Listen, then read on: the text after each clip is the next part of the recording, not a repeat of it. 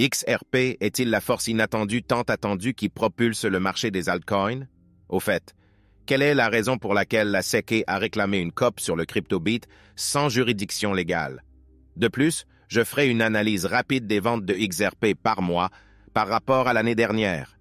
Enfin, quels sont les deux facteurs clés qui alimentent l'optimisme de BitBoy pour le XRP dans la phase haussière? Reste avec moi jusqu'à la fin pour en savoir plus. Si cela semble t'intéresser au plus haut point, ne manque pas de regarder cette nouvelle vidéo dès maintenant. Avec le hashtag XRP, le gagnant sera annoncé. Reuters, une agence de presse de premier plan, a mis en lumière la croissance explosive de XRP au milieu de la récente autorisation réglementaire du tribunal américain. Selon un récent rapport de Reuters, le XRP s'est imposé comme une force inattendue sur le marché de la cryptographie, déjouant les défis réglementaires et ravivant l'intérêt des investisseurs. Plus précisément, le jour où le tribunal américain a statué sur le statut de non-sécurité de XRP a vu l'actif numérique augmenter de plus de 87% en quelques heures, poussant son prix à près de $1 contre environ 40 cents. Reuters souligne que la victoire juridique historique de XRP a eu un effet d'entraînement sur le marché plus large des altcoins, car la capitalisation boursière de tous les altcoins est passée de 636,2 milliards de dollars à 665,2 milliards de dollars après le jugement. De même, selon le rapport, les pièces initialement étiquetées comme des titres par le régulateur américain ont connu une hausse de 11% après le verdict. Matteo Greco, analyste chez Finicchia International, a confirmé que la décision du tribunal était une étape importante pour le secteur des altcoins. Selon CS Term, c'est une étape importante pour le secteur des altcoins. Il est juste de supposer que si XRP n'est pas une valeur mobilière, à peine un autre actif numérique peut être considéré ainsi. En outre, Reuters a noté que l'enthousiasme s'est propagé au-delà du marché des altcoins, affectant même le Bitcoin, qui a atteint l'un de ses points les plus élevés au cours de l'année écoulée avant de retomber sous le seuil des 30 000 $. Malgré cette victoire, Reuters a souligné que Ripple devait encore relever des défis, notamment la possibilité pour la Securities and Exchange Commission, SEC, de faire appel de la décision. Cependant, il a été rapporté qu'un éminent avocat, John Deaton, a soutenu que la SEC ne peut pas obtenir un jugement de la Cour d'appel avant au moins 2 ans. L'avocat a également déclaré que les chances que la Cour d'appel annule le statut du XRP sont très improbables. Notamment, outre l'appel, un autre défi auquel Ripple est confronté est que le tribunal américain a classé la vente de XRP de Ripple à des investisseurs institutionnels comme une sécurité. En attendant, le tribunal a ordonné à Ripple et à la SEC de se rencontrer pour voir si un règlement serait possible. N'oublie pas de t'abonner à notre chaîne et d'appuyer sur la cloche de notification pour être la première personne à recevoir plus de mises à jour sur les derniers événements concernant le XRP. Brad Garlinghouse, le directeur général de Ripple CEO, a récemment critiqué le régulateur américain sur Twitter concernant la protection des investisseurs particuliers dans l'espace crypto. Il a exprimé que le désordre dans lequel se trouve l'industrie de la cryptographie est le résultat de la Securities and Exchange Commission, SEC, qui dépasse ses limites légales et revendique l'autorité sur les crypto-monnaies sans compétences appropriées. Garlinghouse a déclaré que l'outrecuidance de la SEC a laissé les consommateurs dans une situation désastreuse, aux prises avec la faillite, alors que l'agence se contente d'organiser des conférences. En outre, il a noté l'absurdité du reproche fait au juge américain d'avoir décidé que XRP n'était pas une valeur mobilière. Il est absurde de reprocher à un juge d'appliquer fidèlement la loi, a déclaré Garlinghouse, sous-entendant que la responsabilité incombe à la position réglementaire erronée de la SEC. Il a insisté sur la nécessité d'adopter des règles législatives claires plutôt que de s'appuyer sur une réglementation axée sur l'application de la loi, estimant qu'il s'agit du seul moyen de protéger efficacement les petits investisseurs. Le PDG de Ripple a félicité des membres du Congrès comme Richie Torres et Patrick McHenry pour avoir défendu des mesures législatives visant à protéger l'espace crypto. Stuart Aldarity, directeur juridique de Ripple, a également pesé sur la question, affirmant que la compétence de la SEC se limite aux valeurs mobilières. Il a fait remarquer que tenter d'exercer son autorité sur des titres autres que des valeurs mobilières n'est rien d'autre qu'un jeu de pouvoir politique, causant du tort plutôt que des avantages. « Cela n'aide personne, cela nuit à tout le monde », a proclamé l'avocat. Par ailleurs, Johnny Deaton, fondateur de CryptoLaw.us, a donné son point de vue. Il a défendu la juge Torres dans le récent jugement innocentant le prétendu statut de sécurité du XRP, affirmant qu'elle ne faisait que son devoir en appliquant un test de 96 pour évaluer la technologie blockchain des temps modernes.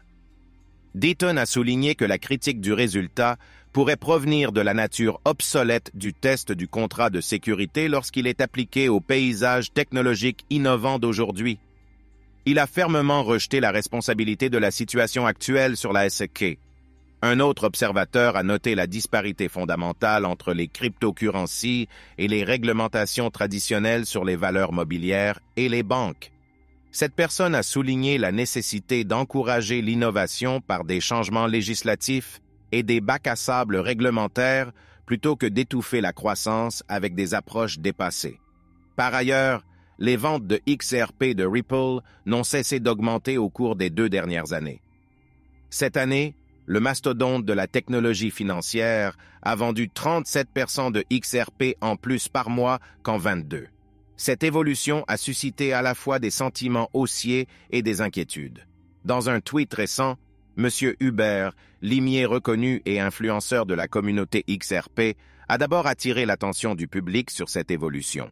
Il a souligné à juste titre que Ripple a vendu 2,2 milliards de XRP au cours des 7 derniers mois de cette année. Cela représente une moyenne de 3,5 millions de XRP vendus par l'entreprise technologique chaque mois depuis janvier. Un examen approfondi de l'offre en circulation de XRP corrobore ces affirmations. Notamment, l'offre circulante de XRP s'élevait à 50,3 milliards au début de cette année.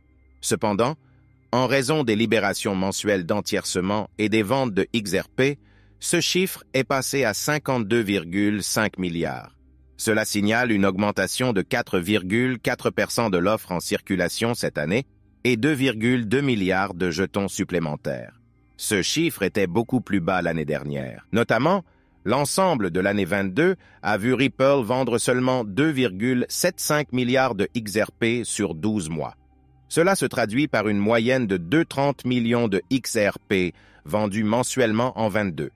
Il est intéressant de noter que les ventes mensuelles de XRP de Ripple cette année, 305 millions de XRP, représentent environ 37% de plus que les ventes mensuelles de l'année dernière, qui s'élevaient à 230 millions de XRP. M. Hubert avait par erreur chiffré ce taux à 50%, mais l'a corrigé dans un tweet ultérieur. La moyenne mensuelle de l'année dernière était supérieure à celle de 21, bien qu'elle soit comparativement inférieure à celle de cette année.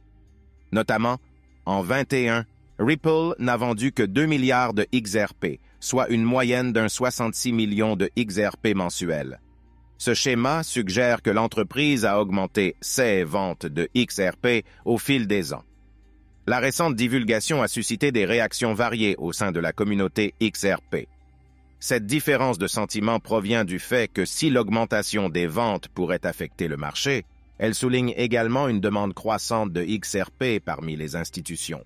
Ripple débloque généralement 1 milliard de XRP de l'entiercement chaque mois. Cependant, la firme verrouille tout solde restant après avoir vendu la quantité nécessaire. En juin, Ripple a verrouillé 900 millions de XRP dans le portefeuille séquestre, peu de temps après en avoir débloqué 1 milliard. L'entreprise a vendu 100 millions de jetons. La quantité de XRP vendue par mois dépend en partie de la demande pour l'actif de la part des investissements institutionnels. Plus la demande est importante, plus le nombre de XRP vendus est élevé. M. Hubert a souligné que ces ventes accrues de XRP ne sont pas destinées aux XRP tard. Cela implique que les investisseurs institutionnels neutres se procurent davantage de jetons XRP. Ce schéma est de bon augure pour l'actif, démontrant une plus grande demande, surtout lorsqu'il a atteint la clarté réglementaire aux États-Unis.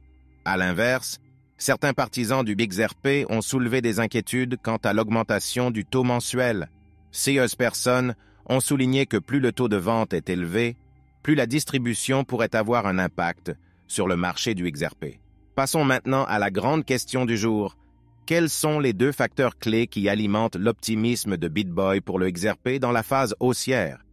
N'oublie pas de t'abonner à notre chaîne et d'appuyer sur cette cloche de notification pour être la première personne à recevoir plus de mises à jour sur les derniers événements en CE qui concernent le XRP.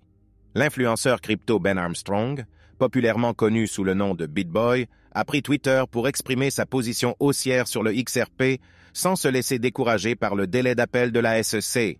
Plus précisément, en réponse à l'avocat pro-XRP John Deaton, qui prévoyait qu'une décision en appel pourrait prendre jusqu'à 2 ans, BitBoy a affirmé avec confiance que cette situation signale des perspectives haussières pour le XRP pendant toute la durée du cycle haussier.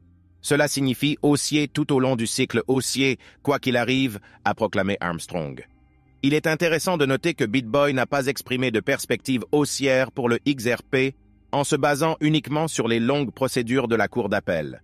Il a souligné que le XRP a déjà été réinscrit sur diverses bourses, ce qui indique la résilience de la communauté et son absence de crainte face aux procédures judiciaires.